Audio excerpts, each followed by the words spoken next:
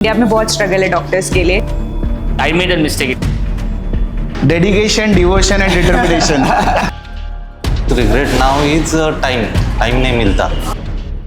But I feel orthopedic as a branch is quite saturated. हम doctors को सबसे ज़्यादा डर लगता है गलतियां करने से, एंड गलतियों से बचने का बेस्ट तरीका होता है दूसरों की गलतियों से सीखना।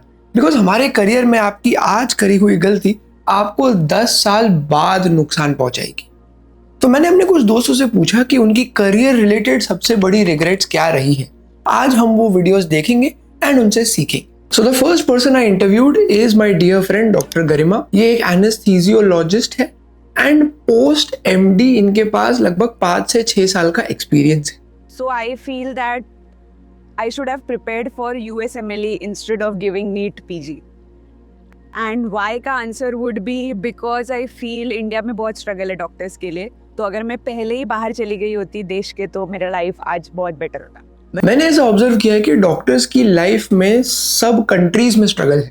मेरे जो यूएस के दोस्त हैं वो कहते हैं कि पैसे तो अच्छे हैं लेकिन उन्हें वीजा का टेंशन रहता है। यूके में घुसना तो आसान है लेकिन पैसे कम है। दुबई, कनाडा, जर्मनी, ऑस्ट्रेलिया, हर कंट्री के अपने अलग अलग फायदे एंड नुकसान है। तो इसके पहले कि आप मन बना ले इंडिया छोड़ के किसी दूसरी कंट्री में जाके डॉक्टर बनने का, आप एटलीस्ट ऐसे कुछ लोगों से बात कीजिए जो कि वहां पे कम से कम 1 साल से काम कर रहे हैं। एंड बेटर होगा अगर वो आपकी ही स्पेशलिटी के हैं, आपके सिमिलर बैकग्राउंड से हैं, तो आपको ज़्यादा अच्छे से समझ में आएगा कि आपका फ्यूचर कैसा होगा। ऐसा कुछ जो आपको नहीं करना चाहिए था। हाँ, I did a lot of time pass during my preparation for NEET PG. So I took one attempt to clear it. मतलब एक तो अटेम्प्ट होता ही है और उसके अलावा मुझे एक और साल लगा क्रैक करने को। तो मैं अगर पहले से ही थोड़ा ड्रिवन होती कि मुझे क्या करना है लाइफ में, कौन सा ब्रांच लेना है, तो I think I could have planned my career better. मेरा साल बच जाता। नेक्स्ट पॉइंट में हमारा थोड़ा डिसएग्रीमेंट है। Okay. But now do you think कि अभी your post PG like 5 years minimum, तो वो 1 साल उतना मैटर करता है? हाँ करता है, ऐसा मुझे लगता है। Okay. And वो 1 साल अगर नहीं, if you would have been like 6 years post PG now, तो वो कैसे फर्क पड़ता है 1 साल से? मतलब मैं लाइफ में कहीं भी हो सकती थी। एक्सपीरियंस मैटर करता है ना, कहीं भी कॉर्पोरेट जॉब आपको चाहिए तो आपका year of experience. Well in my opinion इतना कोई मेजर फर्क नहीं पड़ता 1 साल आगे पीछे होने से, बिकॉज ऑन एन एवरेज आपका करियर ऑलमोस्ट 30 ईयर्स का रहने वाला है and 1 year is less than 5% of that period. तो आई एम क्वाइट कॉन्फिडेंट कि बचे हुए 95% टाइम में आप ये 1 साल को कवर कर सकते हैं। तो अगर आपके 1 या 2 साल वेस्ट हुए हैं तो रिग्रेट मत कीजिए, दुखी मत होइए, ऐसा मत सोचिए कि आप रेस हार गए। बहुत बड़े बड़े डॉक्टर्स रहे हैं जिन्होंने कई साल वेस्ट किए हैं एग्जाम पास करने में, एंट्रेंस एग्जाम देने में, लेकिन आज वो काफ़ी फेमस एंड सक्सेसफुल रहे। And then what is one advice that you will give to anybody who is watching this, who is in MBBS? तो वो उसको क्या करना चाहिए? सो जो भी करना है आई थिंक कि पहले से डिसाइड करके रखने का। ऐसा नहीं कि नीट पीजी का प्रिपरेशन ईयर आ गया और हमको पता ही नहीं है कि हमको आगे ब्रांच कौन सी लेनी है।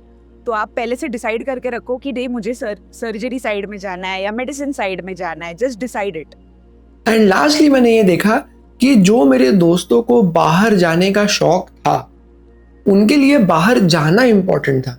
ये इम्पोर्टेंट नहीं था कि उनको कौन सी स्पेशलिटी मिल रही है, किस किस्म की उनकी लाइफस्टाइल होगी। उनका बस ये फोकस था कि जैसे तैसे हम इंडिया से बाहर किसी कंट्री में पहुंच जाए।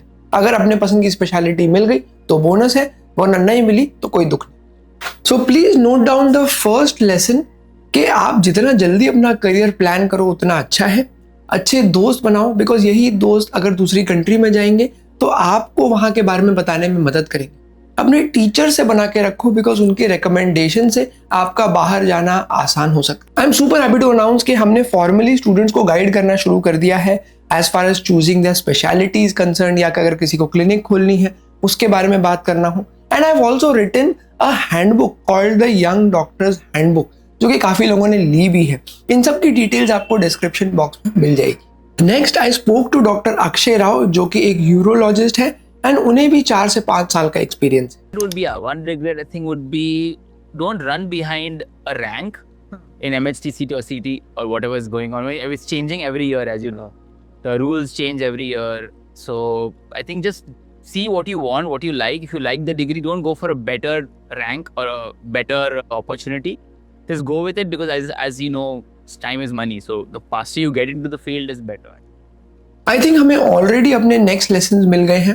फर्स्ट लेसन इज कि जल्द से जल्द प्रैक्टिस शुरू करो, बिकॉज जितना जल्दी आप शुरू करोगे उतनी जल्दी आपको समझ में आएगा कि ये business side of medical practice चलता कैसे. एंड सेकेंड इज कि साल वेस्ट मत करो अपना कॉलेज अपग्रेड करने के लिए या अपनी रैंक इंप्रूव करने के लिए. अगर अपने पसंद की स्पेशलिटी मिल गई है, ठीक ठाक सा कॉलेज है, तो एडमिशन लो, आगे बढ़ो. Because all the colleges, what you learn is what you read, basically. What you learn, what you read, what you do it yourself, what you try to find new things, new procedures, new things. So you have to, 80% of the job is what you do yourself, more than what is actually, in the curriculum. ये बहुत important चीज बोली इन्होंने, and मैं इससे completely agree करता हूँ कि कोई भी कॉलेज आपको सिखाता नहीं. सिखाने का जमाना स्कूल में छूट गया. अब मेडिकल कॉलेज में, स्पेशली पोस्ट ग्रेजुएशन में, आपको खुद सीखना होता है. आपके प्रोफेसर, सीनियर्स, सिस्टर, मामा, मौसी, ये सब आपके टीचर्स हैं, बशर्ते कि आपको पता है कि इनसे कौन सी चीज कैसे सीखनी. I made a mistake, in fact. I thought I'll get it better, but in the end, the next year was the same rank that I got last year. So I had to, it was kind of a waste of a year. Yeah. If you are interested, you can also sign up for my newsletter, जहाँ पे मैं आपको एक weekly चिट्ठी लिखूंगा deep meaningful ideas के बारे में, जो कि आपके करियर में, आपकी पर्सनल लाइफ में ग्रो करने में आपको काफी मदद करेगा. Next I spoke to doctor Dhyaneshwar. ये एक ऑर्थोपेडिक सर्जन है. Okay, तो if I could reverse time, if I could take you back to MBBS, Yes. तो फिर आप ऐसा क्या करोगे जो कि अब आपको लगता है कि नहीं, वो परफेक्टली करना चाहिए था? Dedication, devotion, and determination. पर In study, क्या था अनुशासन? same. three Ds are more important. नहीं, ये important है कि if you're disciplined, then जो focus होता है, the things you learn will be more fast.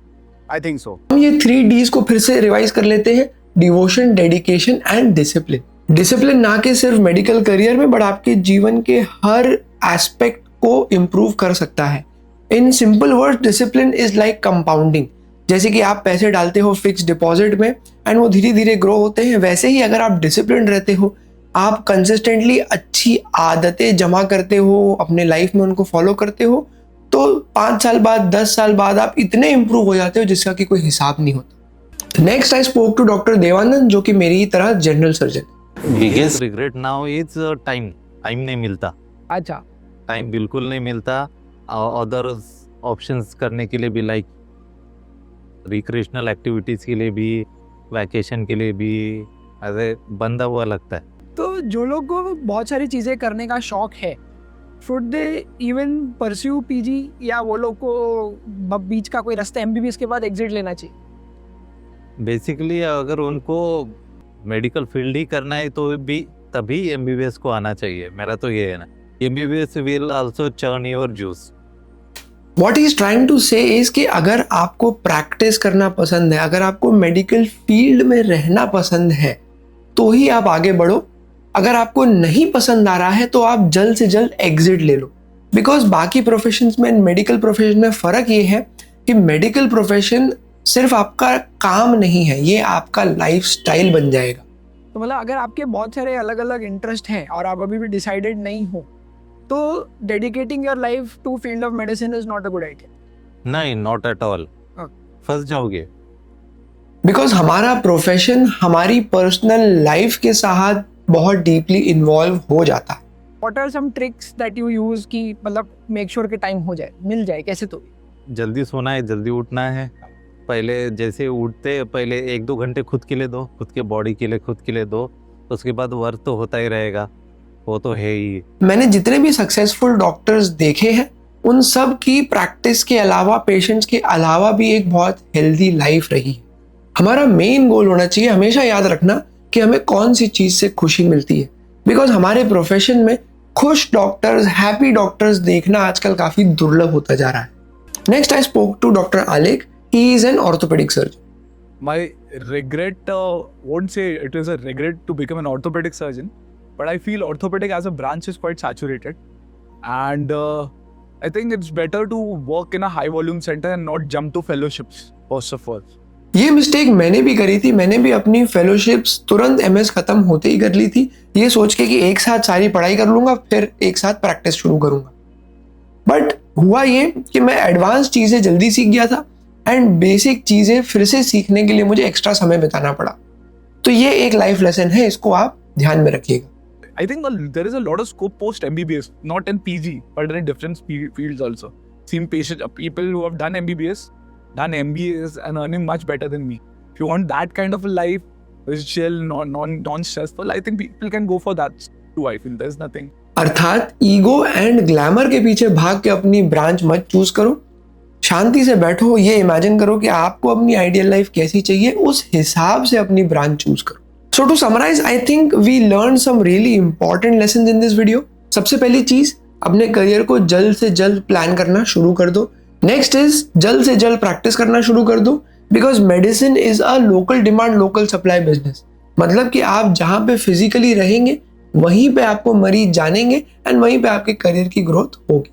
And to be honest, मरीज गोल्ड मेडलिस्ट डॉक्टर ढूंढने नहीं निकलते हैं, वो ढूंढने निकलते हैं ऐसा डॉक्टर जो कि अफोर्डेबल है, अप्रोचेबल है एंड अवेलेबल है। अपने आप को सिखाना सीखो, focus more on teaching yourself या सेल्फ लर्निंग।